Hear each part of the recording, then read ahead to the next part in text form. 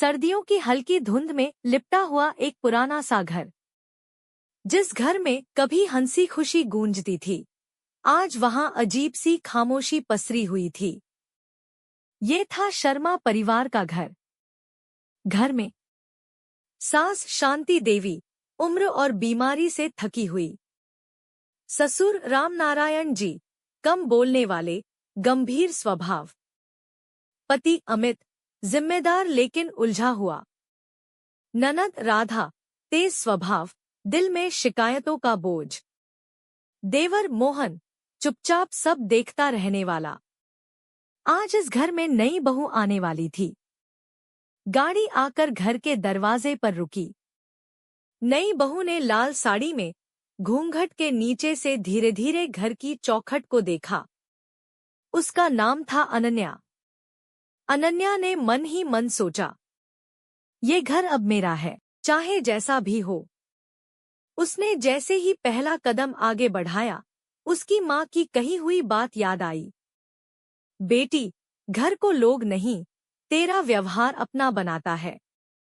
अनन्या ने चौखट पर नारियल फोड़ा, मुस्कुराते हुए बोली, माँ जी, अब ये घर मेरा भी है। सास शांति देवी ने कांपते हाथों से बहू को देखा। मन में डर भी था, कहीं ये भी आजकल की लड़कियों जैसी न निकले। अनन्या ने झुककर सास-ससुर के पैर छुए। सास की आंखें भर आईं। शांति देवी ने धीमी आवाज में कहा, खुश रहो बहू, बस इतना ही। लेकिन अनन्या ने उस एक वाक्य में भी अपनापन महसूस कर लिया। ननद राधा दूर खड़ी थी। चेहरे पर कोई खुशी नहीं, आंखों में शक। वो मन ही मन बोली, देखते हैं कितने दिन ये संस्कारी बहू बनकर रहती है। अनन्या ने राधा की तरफ देखकर मुस्कुराते हुए कहा, दीदी, मैं अनन्या। राधा ने रूखे स्वर में कहा, हम। और वहां से चली गई। अनन्या समझ गई, यहाँ हर रिश्ता जीतना पड़ेगा। रात को घर बहुत शांत था। न ढोलन गाड़े, न हंसी मजाक। अनन्या कमरे में बैठी सोच रही थी, शादी खुशी लेकर आती है, पर यहाँ सब इतने उदास क्यों हैं? अमित ने धीरे से कहा, अनन्या, माँ काफी बीमार रहती हैं, घर में पहले बहुत झगड़े हुए हैं। अनन्या ने शांति से जवाब दिया, कोई बात नहीं अमित, धीरे धीरे सब ठीक हो जाएगा। उसकी आवाज में भरोसा था। सुबह होने से पहले ही अनन्या की आंख खुल गई। उसने घड़ी देखी, 5 बजे।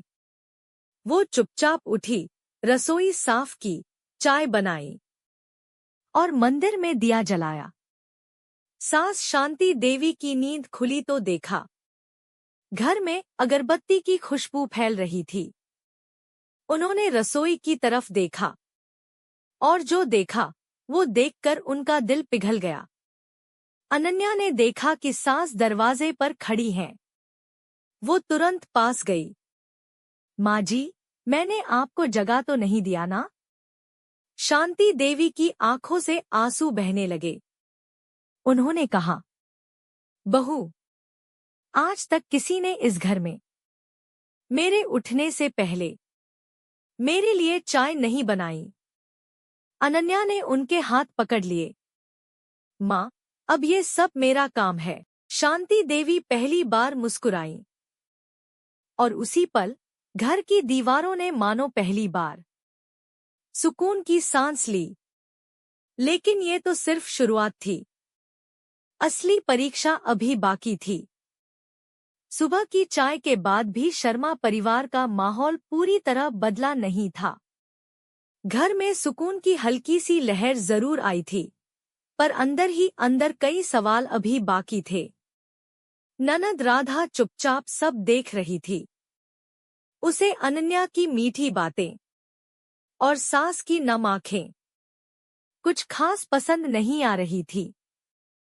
वो मन ही मन बोली, अभी तो आई है, असल रंग निकलने में देर नहीं लगती। राधा ने जानबूझकर ऊंची आवाज में कहा, भाभी, आज घर में बहुत काम है, देखते हैं आप सब संभाल पाती हो या नहीं। अनन्या मुस्कुराई। दीदी, आप बस बताइए क्या करना है। राधा ने पूरे घर का काम बता दिया। पूरे घर की सफाई, कपड़े धोना, दोपहर का खाना, सास की दवाई और मालिश। काम बहुत था।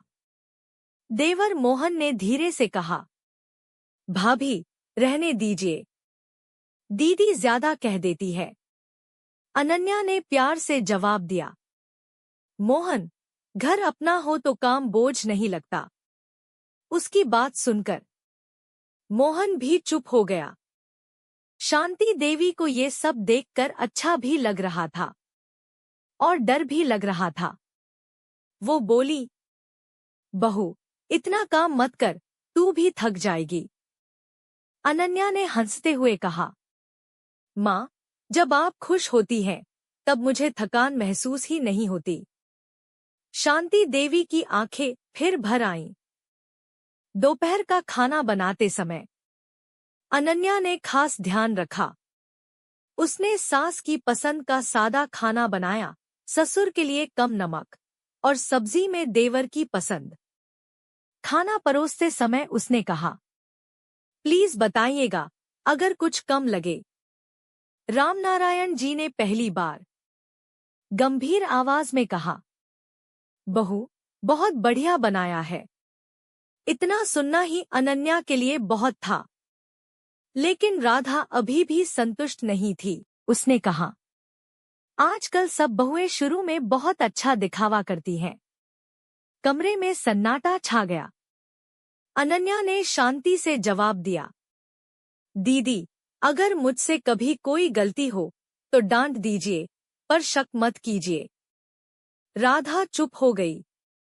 रात को अमित ने अनन्या से कहा, तुम्हें पता है, इस घर में पहले बहुत कड़वाहट थी। अनन्या ने धीरे से कहा, मैं बीते हुए कल को नहीं बदल सकती, पर आज को अच्छा बना सकती हूँ। अमित उसे देखते रह गया। शाम को सास को अचानक चक्कर आ गया। अनन्या घबरा गई। वो दौड़कर पानी लाई, दवाई दी और सास का सिर अपनी गोद में रख लिया। शांति देवी ने कमजोर आवाज में कहा, बहू, तू सच में भगवान का भेजा हुआ सहारा है। ननद राधा ये सब दूर से देख रही थी। उसके चेहरे पर पहली बार थोड़ी सी नरमी आई। उस रात घर में थोड़ी सी गर्माहट आ चुकी थी, पर राधा का दिल अभी पूरी तरह नहीं पिघला था। समय धीरे धीरे बीत रहा था। नई बहू अनन्या ने घर के हर कोने कोडोट अपनेपन से भरना शुरू कर दिया था। लेकिन हर मुस्कान के पीछे इस घर में एक ऐसा दर्द था जिसे अब तक किसी ने जुबान नहीं दी थी। एक दोपहर अनन्या ने देखा, सास शांति देवी खिड़की के पास बैठी चुपचाप रो रही थी। अनन्या धीरे से पास गई। माँ, क्या बात है? शांति देवी ने आंसू पोंछे। कुछ नहीं बहू। पर अनन्या समझ गई कि ये कुछ नहीं, बहुत कुछ छुपाए हुए है। रात कोडोट अनन्या ने गलती से रसोई की अलमारी में कुछ पुराने बिल देख लिए। अस्पताल के बिल, उधार की रसीदें, बिजली के नोटिस। उसका दिल बैठ गया। अमित ने धीरे से सच बताया। पापा की नौकरी छूट गई थी, माँ की बीमारी बढ़ गई। उसी वक्त से घर टूटने लगा। अनन्या ने गहरी सांस ली। हम मिलकर रास्ता निकालेंगे। अगली सुबह अनन्या ने ससुर रामनारायण जी कोडोट अकेले बैठे देखा। उनकी आंखों में एक अजीब सी शर्म थी। उन्होंने कहा, बहू, मैं अपने परिवार के लिए कुछ नहीं कर पाया। अनन्या उनके पास बैठ गई। बाबूजी, घर पैसे से नहीं, हिम्मत से चलता है। रामनारायण जी की आंखें भर आईं। अनन्या ने कोई बड़ा फैसला नहीं लिया। उसने छोटे छोटे कदम उठाए। बेकार खर्च बंद, पुराने सामान को ठीक करना, घर में सादा पर पौष्टिक खाना, सांस की दवा समय पर, और सबसे जरूरी, सबको साथ बैठाकर बात करना। राधा ने एक दिन गुस्से में कहा, भाभी, कहीं आप भी हमसे सब छीनने तो नहीं आई? कमरे में सन्नाटा। अनन्या ने आंखों में आंख डालकर कहा, दीदी, मैं लेने नहीं, जोड़ने आई हूं।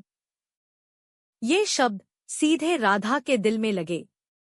देवर मोहन ने आगे बढ़कर कहा, भाभी, मैं भी काम ढूंढने की कोशिश करूंगा। पहली बार घर में उम्मीद की बात हुई। शांति देवी ने कांपती आवाज में कहा, बहू, तेरे आने से पहले मुझे लगता था ये घर अब नहीं बचेगा। अनन्या ने उनका हाथ पकड़ लिया। माँ, घर तब टूटता है जब लोग हार मान लेते हैं। उस रात घर में डर कम और भरोसा ज्यादा था। पर अभी एक बड़ी परीक्षा आने वाली थी। समय के साथ शर्मा परिवार के घर में धीरे धीरे खामोशी कम होने लगी और बातें ज्यादा। अनन्या ने कभी खुद को महान साबित करने की कोशिश नहीं की, बस रोज थोड़ा थोड़ा सबका दर्द समझती रही। सास शांति देवी की तबीयत अब पहले से बेहतर रहने लगी।